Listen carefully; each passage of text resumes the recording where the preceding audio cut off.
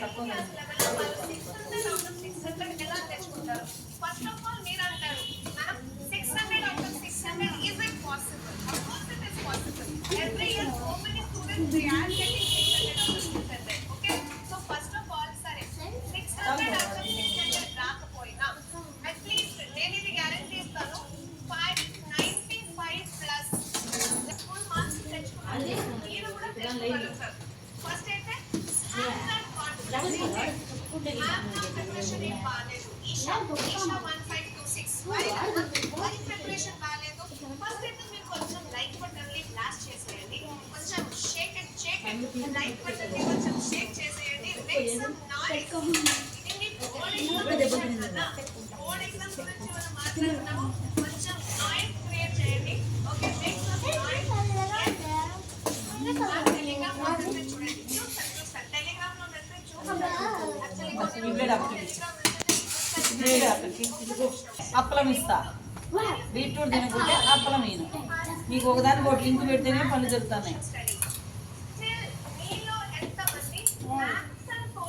అప్పలం కంటే టేస్ట్గా ఉండేది బీట్రూటే. బీట్రూట్ తింటే శక్తి వస్తుంది, అప్పలం తింటే బీపీ వస్తుంది.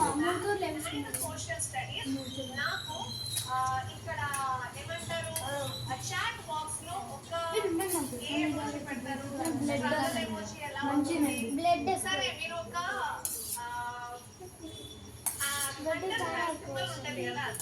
వస్తుంది, తెలుగు వస్తుంది.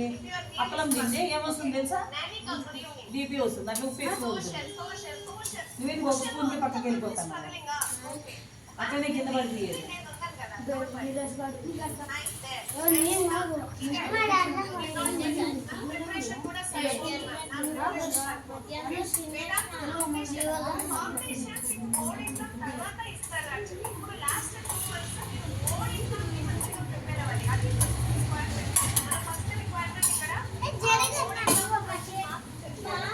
సాంబార్ వేసిన కప్పలం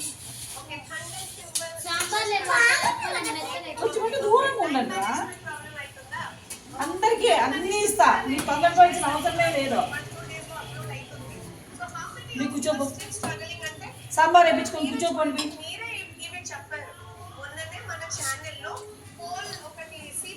మీకు ఇవ్వకుండా మేమేం తినం కదా. నేను ఆడికి వచ్చిస్తాను, అప్పుడు మీకు కూర్చోపోండి.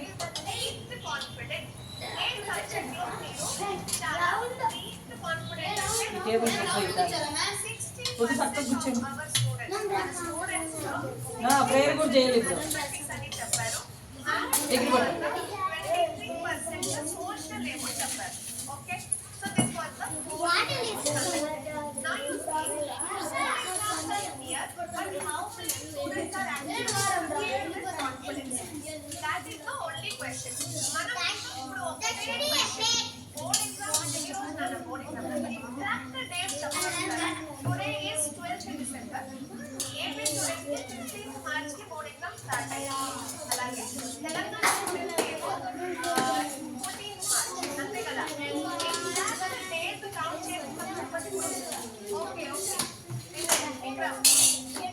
Come on, start.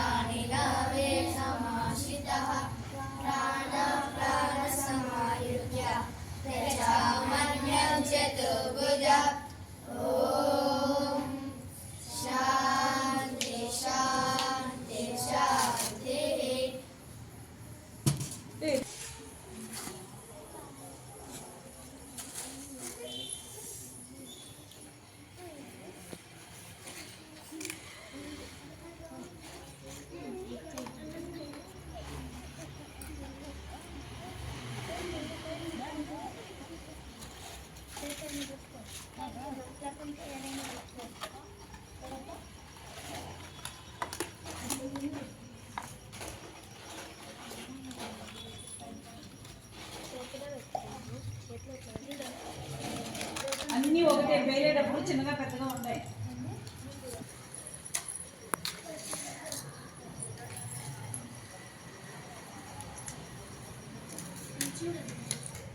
అట్లా కంటిన్యూగా ఓకే. ఇప్పుడు మీరు ఎందుకు తింటున్నారు కదా, తినేదాన్ని ఏమంటారు ఇంగ్లీష్లో చెప్పండి? వీఆర్ అందరూ తింటాము అని చెప్పాలంటే ఒకరే తింటాన్నారు అనుకో, ఐఆమ్ ఈటింగ్ ఏమని చెప్పాలా? అదే అబ్బాయిలు ఎవరన్నా తింటాన్నారు అనుకో, ఒకటే చెప్పాలా? He is eating.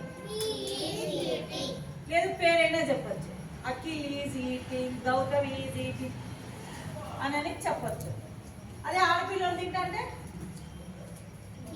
She is eating ఏమని చెప్పాలా? లేకపోతే పేరు పెట్టైనా చెప్పచ్చు. Saniya is eating, Madhupriya is eating. అర్థమవుతుందా? ఆ విధంగా చెప్పాలి. ఇప్పుడు మీరు అప్పలం తుంచుతున్నారు కదా, ఆ శబ్దం ఎట్లా వస్తుంది? పలపలా అని శబ్దం వస్తుంది కదా, crispy. Appalam is crispy, crispy కాదు క్రిస్పీ. పలపలా అంటాను కదా, క్రిస్పీ అనాల. సరేనా? కూరలో ఉప్పు ఎక్కువైంది అనుకో, తింటా ఉండము, కూర భలే ఉప్పు ఉంది అనాలి. ఏమంటారు? The curry is over salt, లేకపోతే salty. The curry is salty. కారం ఉందనుకో కూర, కారం ఉంది. Curry is spicy, curry is spicy. ఏమని చెప్పాలా? కూర కాలిపోతుంది అనుకో, the curry is hot, the curry is అన్నారు. అదే కూర చల్లగా ఉందనుకో, ద కర్రీ ఈజ్ కూల్ అంటే చల్లగా, కూర భలే చల్లగా ఉంది, ద కర్రీ ఈజ్ కూల్ అని అన్నారు. కారం ఉంటే ఏమన్నా అని ద కర్రీ ఈజ్ హాట్ అనుకుంటాం. మన మన మనసులో ఏం చెప్తానమో, కూర కారంగా ఉంది అని చెప్పాలనుకుంటే ద కర్రీ ఈజ్ స్పైసీ అనాల. హాట్ అంటే కాలుతా ఉంది నూనె, అర్థమవుతుందా? హాట్ అంటే కాలుతా ఉంది నని. కానీ మనం ఏమని చెప్పాలనుకుంటానమో, కాలుతా ఉంది కదా. కాబట్టి ద కర్రీ ఈజ్ స్పైసీ. కారము, కూర కారంగా ఉంది ఏం చెప్పాలా? కాలిపోతా ఉంది.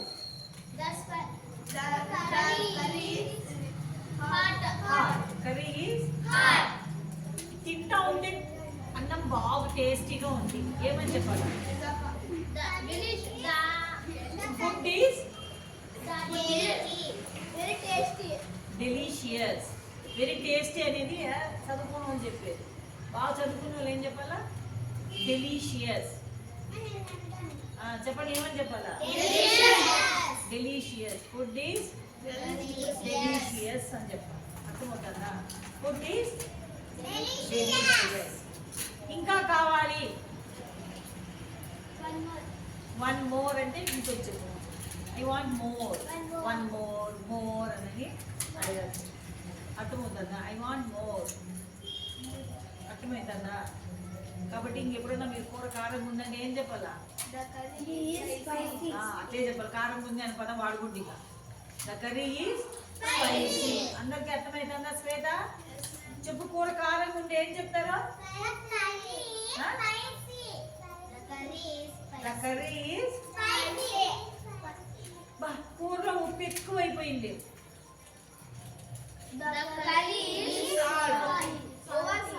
ఓవర్ సాల్ట్ అయినా చెప్పొచ్చు, లేకపోతే సాల్టీ, సాల్టీ అని కూడా చెప్పొచ్చు. Over salt, over salt. ఇప్పుడు అన్నము చాలా మెత్తగా ఉడికిపోయిందిరా, అప్పుడు ఏం చెప్పాలా? చెప్పండి ఏం చెప్పాలా? The rice is over cooked. ఇప్పుడు మనం గుగ్గుళ్ళు తింటాము, కొంచెం గట్టిగా ఉంటే నమ్ములుకొని తింటాం. అదే పిసి పిసి అయిపోయినాయి అనుకో, మరి ఎక్కువ ఉడికిపోయినాయి అంటారు కదా. కాబట్టి ఏం చెప్పాలి ఇంగ్లీష్లో? Over cook. ఎక్కువ ఉడికిపోయినప్పుడు ఓవర్ కుక్డ్ చెప్పండి. The rice is over cooked. ఎక్కువగా ఉడికిపోయింది. అర్థమైందా? అని చెప్పాల్సి వచ్చినప్పుడు ఆ విధంగా చెప్పాలి. ఓకేనా? Enjoy your meal. మీరేం చెప్పాలా? థ్యాంక్ యూ మ్యామ్ అని చెప్పాలి.